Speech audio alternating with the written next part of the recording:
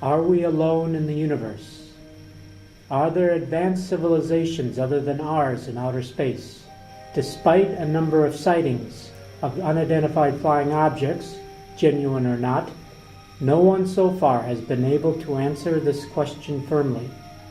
Countless books and movies have been dedicated to extraterrestrials who are sometimes depicted as being pacifist, while in other cases the aliens are definitely very hostile.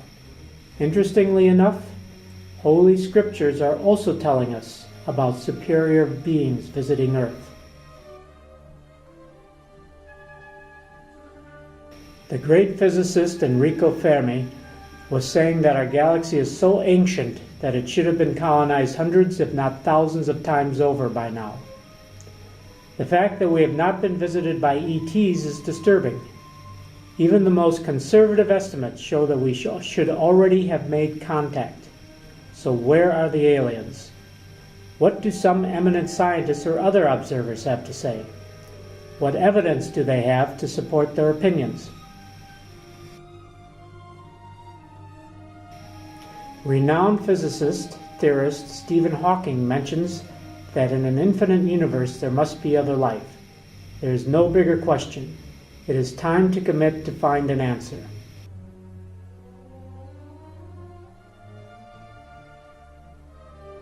Astrophysicist and director of the Hayden Planetarium of New York, Neil Degrasse Tyson, tells us that there are many organic matters in the entire universe, and it is possible that some planets have outlived intelligent species.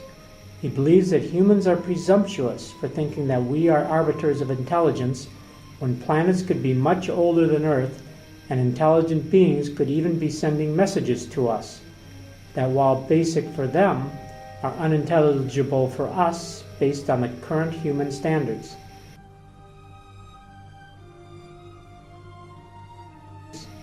His biggest question of all, though, is whether or not humans are alone in the universe.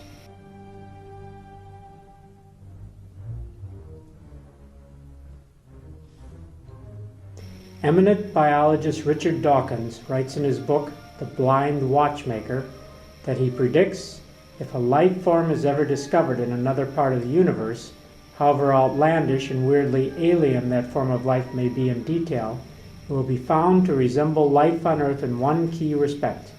It will have evolved by some kind of Darwinian natural selection. Independent researcher Vladimir Vinitsky thinks everybody put the cart before the horse. As most speculations made on extraterrestrials are more or less based on comparisons with life on Earth, it would be logical, before making a theory, that the story of terrestrial biological life and its meaning be fully understood. We think that we know relatively well Earth and man's past, but he maintains that's not so.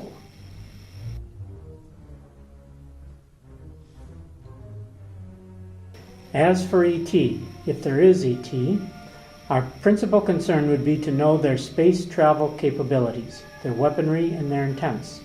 Vinitsky suggests that to be able to give a valid theory on extraterrestrials requires first to know exactly what brought ancient man from a simple life society to a civilization, then to know in details how civilization helped mankind to elaborate a sophisticated technology.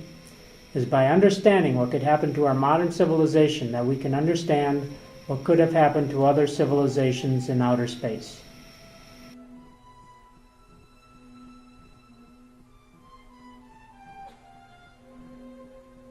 According to Vinitsky, even weirder than the great silence about ET in the universe is the fact that despite the countless meteorites that have impacted our planet since the beginning of life, no kind of virus or bacteria from outer space has yet wiped out all life on Earth. Obviously, there must be something greater than the laws of physics that does not allow life on Earth to be eradicated. Richard Dawkins mentions that just as the laws of physics have been found to hold universally, it has been speculated that the natural selection proposed by Darwin should hold universally, and so would the famous survival of the fittest concept.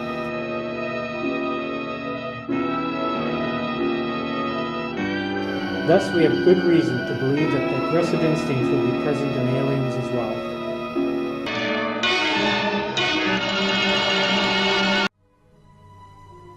Vladimir Vinitsky emphasizes that it is inaccurate to believe that adaptation is the only cause for the changes occurring in biological beings. Two different animal species suspected to come from a common ancestor, which have both inhabited the same environment, seem to be the result of a genetic programming instead, for the reason that there is no need to adapt differently in a common environment. Adaptation is real indeed, but is only a secondary factor to the changes because through time, life on Earth shows undeniable patterns that is being transformed and going in a precise direction, which means that fauna has a goal, the same for Earth. Vinitsky specifies that our planet seems to have started its formation from a chaos. But what is a chaos precisely? A chaos that becomes an ordered system is nothing other than a struggle to reform a pre-existing ordered system which was destroyed, he says. Vinitsky is certain that Earth and its ecosystem are not in a process of evolution, but in a process of recovery of a planet previous and identical to ours that was destroyed by a supernova. Proofs are numerous. When we understand the story and the meaning of biological life, he adds, there is no need for extraterrestrial life in the universe, which does not mean life does not exist on other planets. And if there were intelligent beings in space having the technological means to come to Earth, these extraterrestrials could only be benevolent. Stephen Hawking has voiced concern about the dangers posed by alien predators. He imagines they might exist in massive ships, having used up all the resources from their home planet. Such advanced aliens, he adds, would perhaps become nomads looking to conquer and colonize whatever planets they can reach, and could voraciously exploit the resources of Earth.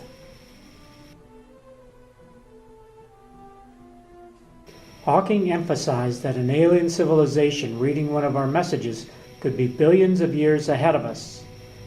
If so, they would be vastly more powerful than we are, and may not see us as any more valuable than we see bacteria. Stephen Hawking is afraid of aliens wiping out the human race the way a human could wipe out a colony of ants. If aliens ever visit us, he thinks that the outcome would be much as when Christopher Columbus first landed in America, which didn't turn out very well for the Native Americans.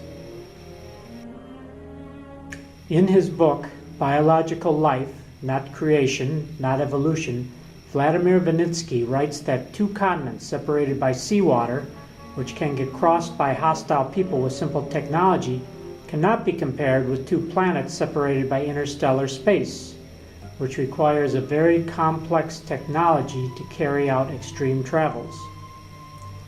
Space distance between planets is an efficient protection for a global ecosystem against invaders from outer space, Vinitsky says, because if a ruler was seeking to conquer other worlds, he would first need to conquer his own world. In this case, he would have to go through a worldwide conflict, and the general pollution that would follow could threaten the process of the entire biological life. Vinitsky maintains that a global and critical pollution, which already took place a few times in the prehistoric era, would trigger a planetary cataclysm that would temporarily modify the laws of physics to rapidly eradicate a pollution beyond measure. At the same time, this planetary reaction would prevent any ruler from taking over his own planet entirely by annihilating his technological means and sending the whole civilization back to a Stone Age. How could one travel in deep space with sticks and stones? Vinitsky specifies that only a peaceful civilization would keep its advanced technology and would be able to travel into deep space, but this option is also questionable.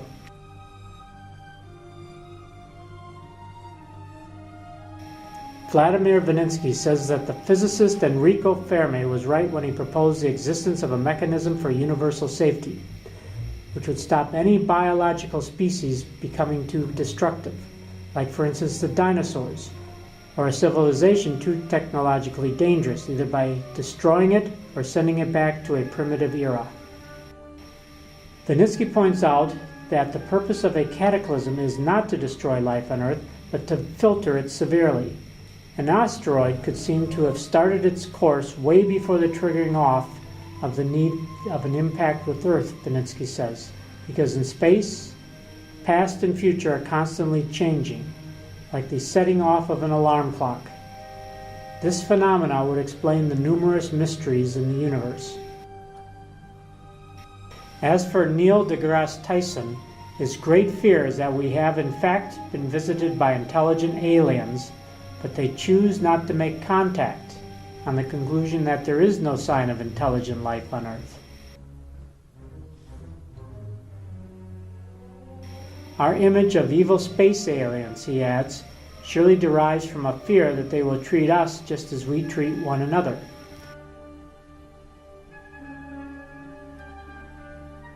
DeGrasse Tyson suggests that true intelligent life could be anywhere in the universe, but perhaps it is not anywhere on our own planet.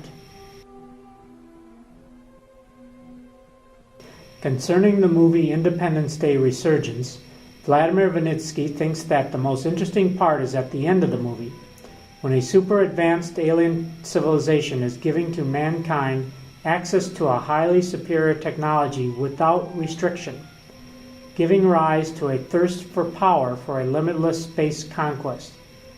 These circumstances are exactly what cannot happen, he says. However, Vinitsky claims that there is strong evidence that an exterior help really did happen a few thousand years ago, in order that man could go from a simple society to a civilization which would give way to our present technology. Ancient man was far too busy to meet his needs to obtain a lot of spare time, necessary for serious research allowing him to acquire a better technology. The only option that could give him plenty of time was the invention of organized slavery, which was the basis for the first civilization. The two indispensable elements to force other people to do all the work were the lack of compassion and a sword. Two gifts coming from elsewhere, but two poison gifts. Vinitsky says that the acquisition of our technology was not just due to an intellectual evolution nor to a coincidence, but well and truly willed by an intelligent exterior force in order to make mankind completely dependent to this technology and then take it away, sending the entire civilization to its doom unless mankind ceases its destructions of life. Vinitsky claims that we are not indeed alone, and in this case it is not about extraterrestrials, he adds, but a different story. Alien abductions, animal mutilations, and crop circles are definitely the work of humans, he says, and are thanks to the use of a super advanced and undeclared human technology.